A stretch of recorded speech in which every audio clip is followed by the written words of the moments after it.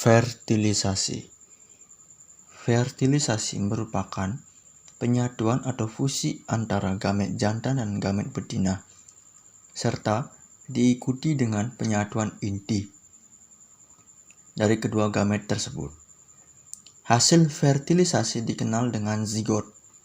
Pada proses fertilisasi, terjadi peleburan antara inti gamet jantan dan inti gamet betina, sehingga terjadi suatu pencampuran antara karakteristik menurun. Sifat-sifat paternal dan maternal yang berkembang menjadi suatu individu yang baru. Secara umum, ada 4 peristiwa utama dalam fertilisasi. Yang pertama, kontak atau hubungan dan pengenalan antara sperma dan telur yang dikenal dengan tahap pengendalian kualitas, yang memiliki arti bahwa sperma dan telur mesti dari spesies yang sama. Yang kedua, pengaturan sperma memasuki telur yang dikenal dengan suatu tahap pengendalian kuantitas, yang memiliki arti bahwa hanya satu sperma yang dapat memasuki telur dan sperma yang lainnya menjadi musnah. Yang ketiga, penyatuan atau fusi material genetik antara yang dikandung sperma dan yang dikandung telur. Yang keempat, proses pengaktifan aktivasi metabolisme telur untuk mulai perkembangan.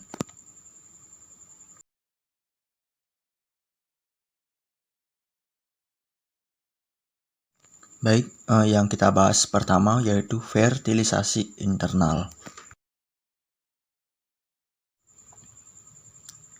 Yang pertama, perjalanan spermatozoa dalam saluran reproduksi betina. Spermatozoa bergerak menuju tempat pembuahan atau fertilisasi dengan cara yang pertama, gerakan mengayuh flagellum spermatozoa. Yang kedua, kerutan antiperistalsis saluran kelamin betina, vagina, cervix, uterus, tuba. Saluran ini bertindak sebagai pompa penghisap. Yang ketiga, kayuhan silia dalam uterus dan tuba. Yang kedua, yaitu ketahanan spermatozoa dalam saluran reproduksi betina. Spermatozoa pada bangsa Elasmobranchi dapat bertahan hidup hingga beberapa bulan setelah kopulasi. Pada ikan hias seperti Lebistes dan gabus, spermatozoa yang tersimpan pada spermatofornya dapat bertahan hidup mencapai rentan waktu 1 tahun. Spermatozoa yang berada di dalam spermateka berbagai urudela dalam tahan berbulan-bulan. Adapun pada jenis ayam, spermatozoanya dapat bertahan dalam saluran kelamin betina selama 2-3 minggu. Pada berbagai mamalia yang dapat menyimpan spermatozoanya pada saluran reproduksi betina dengan waktu terlama adalah pada bangsa kelelawar yang terdapat di daerah dingin atau temperata. Biasanya perkawinan telah terjadi jauh sebelum ovum matang, berovulasi, dan spermatozoa disimpan di suatu kantong pada lipatan vagina. Selama periode tersebut, spermatozoa tidur di sana sampai berakhir musim dingin. Induk kelelawar sendiri pun tidur selama musim itu dalam gua. Pada awal musim panas sekitar 3 bulan kemudian, ovum menjadi matang, berovulasi, dan barulah spermatozoa bangkit dan membuahi ovum. Jadi, spermatozoa kelelawar dapat disimpan selama 6 bulan dalam tubuh kelelawar betina. Pada kebanyakan mamalia, spermatozoa hanya dapat tahan hidup dalam saluran kelamin betina selama 1-3 hari. Selanjutnya itu komunikasi spermatozoa dan ovum sebelum fertilisasi. Bagaimana interaksi antara sperma dan telur dapat terjadi sebelum fertilisasi?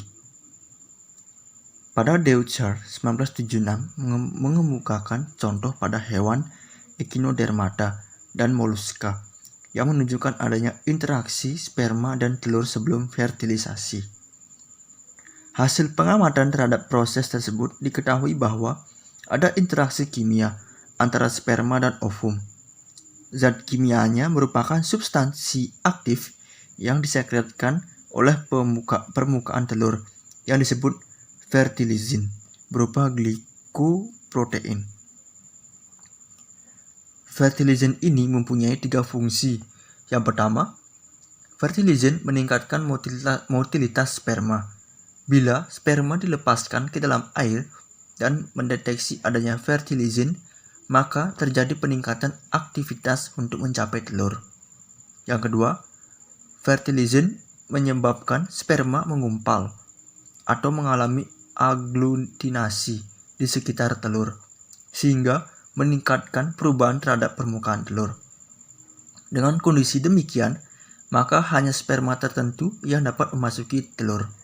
Yang ketiga, fertilizin dapat meningkatkan kemampuan spermatozoa untuk menemukan ovum. Hal ini terbukti karena tanpa fertilizin, sperma tidak berhasil membuahi telur. Pada fertilizin disekretkan dari sejumlah mikrofili permukaan telur yang merupakan jalur sitoplasma yang sangat kecil dan menembus jeli yang mengelilingi telur. Pada telur dihasilkan substansi kimia yang dikenal fertilizin, sedangkan pada spermanya dihasilkan pula substansi kimia yang dikenal dengan antifertilizin. Antara fertilizin dan antifertilizin terjadi reaksi yang menyerupai reaksi antigen atau antibodi, dan reaksi ini menyebabkan terjadinya reaksi akrosom bagi sperma yang mempunyai akrosom. Selanjutnya yaitu pengenalan spermatozoa terhadap ovum. Setelah ovum dan sperma dilepaskan dalam medium akuatis pada fertilisasi eksternal, atau sesudah dimasukkan ke dalam saluran reproduksi betina pada fertilisasi internal, maka spermatozoa akan bergerak menuju ovum. Gerakan spermatozoa menuju ovum adalah secara acak. Gerakan spermatozoa menuju ovum adalah bersifat kemotaksis dan bersifat spesifik spesies. Gerakan spermatozoa yang bersifat kemotaksis tersebut merupakan spermatozoa dapat bergerak aktif menuju ovum karena adanya panduan substansi kimia yang dimaksudkan diantaranya ada fertilizin yang dikeluarkan ovum dan antifertilizin yang dikeluarkan oleh sperma. Gerakan spermatozoa menuju ovum untuk membuahi bersifat spesifik spesies yang memiliki arti bahwa pembuahan hanya terjadi pada spesies yang sama. Ovum dapat mengendalikan spermatozoa dan jenisnya yang dapat membuahi dan menentukan kapan spermatozoa bergerak menuju ovum bila ovum sudah matang. Selanjutnya yaitu penetrasi spermatozoa pada ovum. Pada Bedford 1972 menggambarkan secara detail kejadian selama fertilisasi pada jenis kelinci secara in vitro. Ia mencatat bahwa 11-15 jam setelah kopulasi, beberapa spermatozoa kelinci telah mengalami reaksi akrosom di saat spermatozoa lain sedang menembus sel-sel corona radiata. Pada waktu spermatozoa tertentu berhubungan dengan zona pellucida, maka spermatozoa tersebut melepaskan enzimnya dan membran sebelah dalam akrosom terdedah sehingga dapat berhubungan dengan permukaan zona pellucida. Kepala spermatozoa selanjutnya akan memulai menembus zona pellucida dengan posisi miring. Pada saat satu spermatozoa menembus oosit sekunder, sel-sel granulosit di bagian korteks oosit sekunder mengeluarkan senyawa tertentu yang menyebabkan zona pellucida tidak dapat ditembus oleh spermatozoa lainnya. Adanya penetrasi spermatozoa juga merangsang penyelesaian meiosis 2 pada inti oosit sekunder, sehingga dari seluruh proses meiosis 1 sampai penyelesaian meiosis 2 dihasilkan 2 badan polar dan 1 ovum yang disebut oosit tersier. Segera setelah spermatozoa memasuki oosit tersier, inti atau nukleus pada kepala spermatozoa akan membesar. akan membesar, terhidrasi, dan sebaliknya. Ekor sperma akan berdegenerasi. Inti spermatozoa yang mengandung 23 kromosom haploid dengan ovum yang mengandung 23 kromosom haploid akan bersatu atau sinigami untuk menghasilkan zigot dengan 23 pasang kromosom, 2N atau 46 kromosom. Selanjutnya, yaitu kapasitasi sperma dalam saluran reproduksi betina. Kepentingan waktu menetap spermatozoa sesaat setelah diejakulasi pada saluran reproduksi betina adalah untuk proses kapasitasi, yaitu proses spermatozoa mendapatkan kemampuannya bergerak atau motilitas tambahan untuk dapat membuahi ovum. Kapasitasi sangat berpengaruh terhadap kemampuan reaksi akrosom. Materi selanjutnya itu reaksi akrosom. Reaksi akrosom merupakan kehancuran membran akrosom bagian anterior sehingga vesikula akrosom mengeluarkan isinya. Reaksi akrosom terjadi karena adanya penetrasi spermatozoa terhadap ovum. Pada kebanyakan invertebrata laut, reaksi akrosom ini terdiri atas dua proses. Yang pertama, hancurnya vesikula akrosom, dan yang kedua, proses perluasan akrosom atau akrosom kon yang kemudian dilanjutkan dengan pemanjangan globular aktin membentuk filamen aktin yang menjulur keluar atau dikenal dengan proses akrosom. Proses akrosom ini sangat penting untuk penembusan telur oleh spermatozoa lebih lanjut, sehingga inti spermatozoa dapat mencapai inti ovum.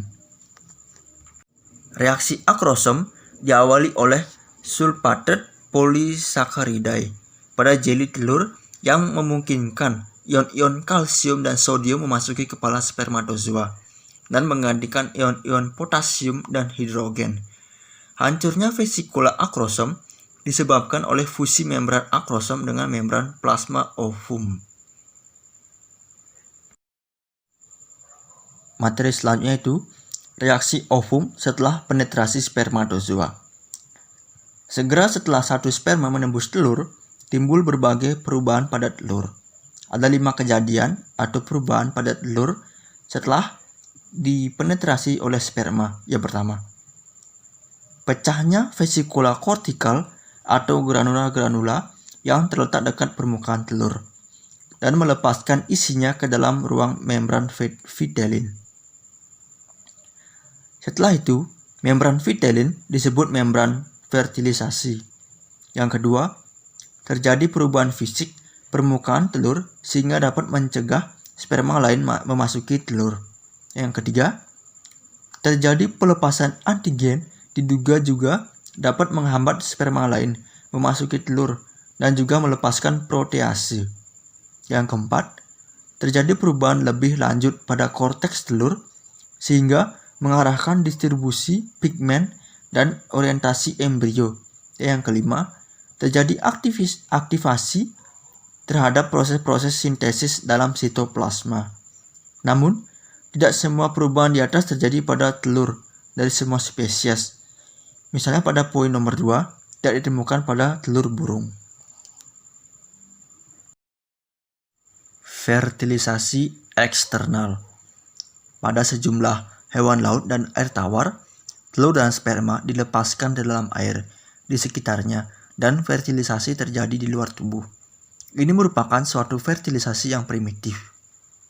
Akan tetapi, mengingat kekuatan bergerak sperma yang terbatas itu, bagaimanakah hal itu dapat berlangsung? Dari hal-hal tersebut mungkin lebih dari satu berlaku bagi suatu spesies tertentu. Yang pertama, gamet diproduksi dalam jumlah besar untuk mengimbangi kecilnya persentase fertilisasi yang terjadi. Sebagai contoh, oyster sejenis kerang Amerika sekali bertelur melepaskan 15-115 juta telur yang hanya sebagian kecil akan dibuahi dan bahkan jumlah yang terus hidup akan lebih kecil lagi. Yang kedua, banyak hewan sesil tergantung pada arus air untuk membawa gamet ke arah air dari spesies yang sama, berdekatan. Yang ketiga, sperma dari beberapa hewan sesil dibawa ke individu lain oleh arus yang ditimbulkannya pada waktu menukar udara dan makan. Yang keempat, suatu habitat yang baiknya biasanya dihuni oleh lebih dari satu individu dari spesies yang sama. Mungkin terdapat dalam jumlah ratusan atau individu, dalam jumlah ratusan atau ribuan individu, dan dalam bentuk kumpulan yang padat seperti pada batu karang dari kerang. Jadi, telur tidak perlu dibawa jauh untuk meningkatkan kesempatan bertemu. Yang kelima, anggota dari beberapa spesies hewan hidup secara relatif terpisah dan menyendiri dalam liang-liang atau lubang-lubang. Tetapi, pada musim reproduksi, hewan-hewan tersebut keluar dan mengumpul dalam kelompok. Pada anelida laut, yang disebut cacing palolo merupakan contoh yang baik. Yang keenam, banyak hewan seperti katak, ikan, dan cacing tertentu pada waktu pelepasan gamet berada dalam hubungan fisik yang dekat yang menyebabkan dilepaskannya telur dan sperma secara bersamaan. Sesungguhnya kontrak tersebut yang dirangsang oleh isyarat kimiawi atau feromon atau faktor lain yang menyebabkan pelepasan gamet. Dan yang ketujuh, sudah jelas bahwa sebagian besar faktor tersebut sangat tergantung pada penyerentakan pelepasan gamet agar efektif. Baik, selanjutnya yaitu akan dijelaskan berkaitan dengan fertilisasi pada bulu babi. Pada gambar, peristiwa yang mengikuti pertemuan sebuah sperma tunggal dengan sel telur menjamin bahwa hanya satu nukleus sperma yang memasuki sitoplasma sel telur. Yang pertama, sel sperma mengadakan kontak dengan lapisan pembungkus sel telur yang mirip seperti jeli. Yang kedua, reaksi akrosomal dimulai dengan pembebasan enzim hidrolitik dari akrosom yang ada pada kepala sperma. Enzim itu menggali lubang pada lapisan pembungkus tersebut, sementara pertumbuhan filamen aktin menghasilkan penonjolan dari kepala sperma yaitu penjuluran akrosomal. Yang ketiga, penjuluran akrosomal memanjang melalui lapisan pembungkus jeli dan berkaitan dengan reseptor pada lapisan vitelin sel telur. Enzim pada penjuluran akrosomal kemungkinan mencerna dan membuat lubang pada lapisan vitelin tersebut. Dan penjuluran akrosomal mengadakan kontak dengan membran plasma sel telur. Yang keempat, membran plasma sperma dan sel telur menyatu. Dan yang kelima, nukleus sperma memasuki sitoplasma sel telur. Penyatuan membran gamet itu memicu perubahan distrik pada membran plasma sel telur maupun reaksi kortikal yang menghambat masuknya sperma lain. Yang keenam, dalam reaksi kortikal, butiran kortikal pada sel telur menyatu dengan membran plasma dan membebaskan enzim serta makromolekul lain yang memisahkan lapisan vitelin dari membran plasma dan mengeraskannya. Lapisan vitelin menjadi membran fertilisasi yang kedap, tidak dapat ditembus sperma. Aktivasi sel telur, peningkatan tajam konsentrasi Ca2+. Dalam sitosol, tidak hanya memicu reaksi kortikal akan tetapi juga mendorong perubahan metabolik di dalam sel telur. Sel telur yang belum difertilisasi mempunyai metabolisme yang sangat lambat.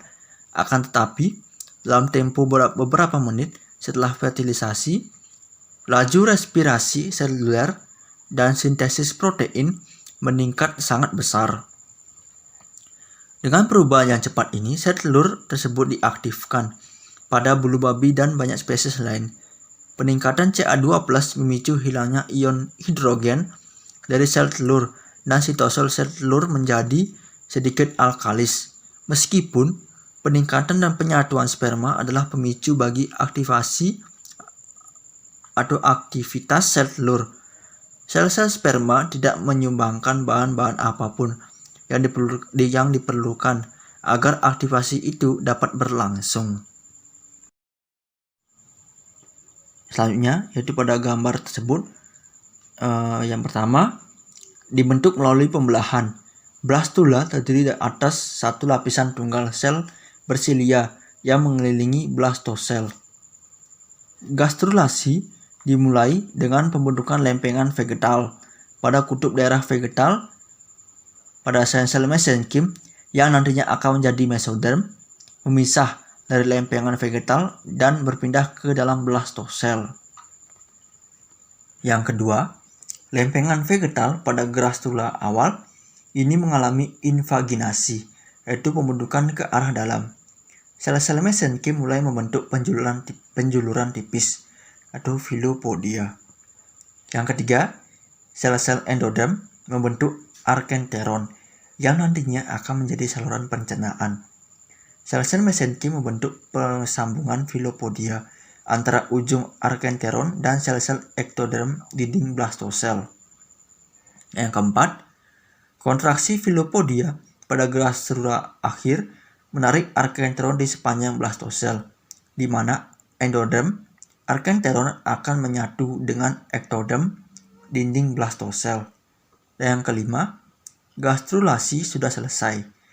Gastrulasi atau gastrula mempunyai saluran pencernaan fungsional yang dibentuk dari endoderm arkenteron lengkap dengan mulut dan anus. Ektoderm membentuk permukaan bagian luar basilia pada embrio. Beberapa sel mesenkim mesoderm telah mensekresikan mineral yang akan membentuk kerangka internal sederhana.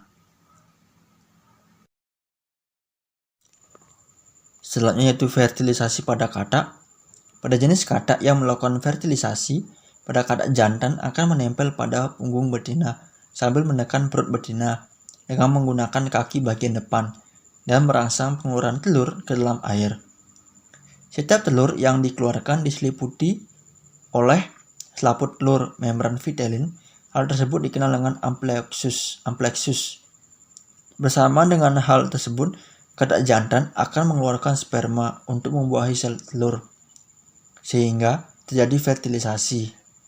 Pada saat reproduksi, katak dewasa akan mencari lingkungan berair, dan mereka meletakkan telurnya untuk dibuahi secara eksternal.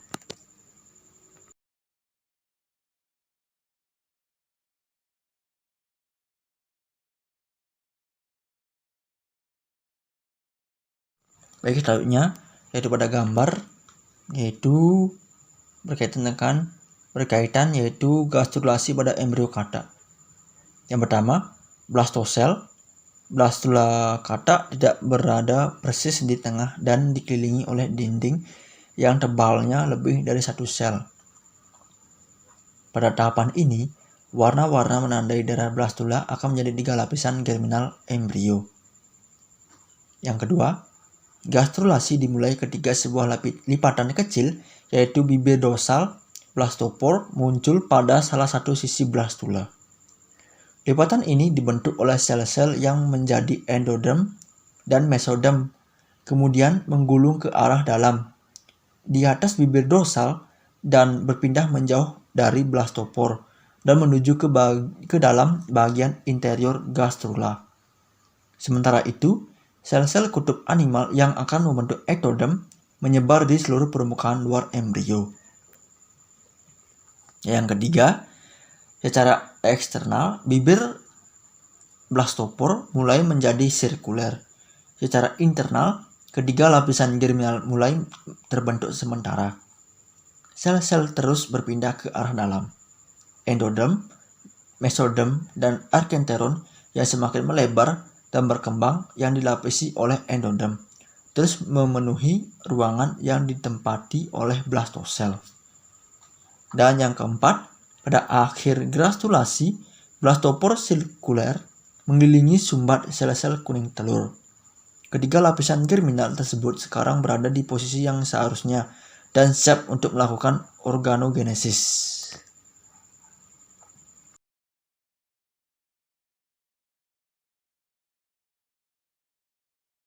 Baik, selanjutnya yaitu pada gambar yaitu berkaitan dengan fertilisasi pada mamalia. Yang pertama, sperma bermigrasi melalui lapisan pembungkus sel folikel dan berikatan dengan molekul reseptor pada zona pelusida sel telur. Yang kedua, peningkatan tersebut menginduksi reaksi akrosomal di mana sperma membebaskan enzim-enzim pencernaan ke dalam zona pelusida. Dengan bantuan enzim hidrolitik ini, sperma mencapai membran plasma sel telur dan protein membran sperma berikatan dengan reseptor pada membran sel telur. Yang keempat, membran plasma menyatu yang memungkinkan isi sel sperma memasuki sel telur. Yang kelima, enzim yang dibebaskan selama reaksi kortikal sel telur mengeraskan zona pelusida yang sekarang berfungsi sebagai penghambat polisperma.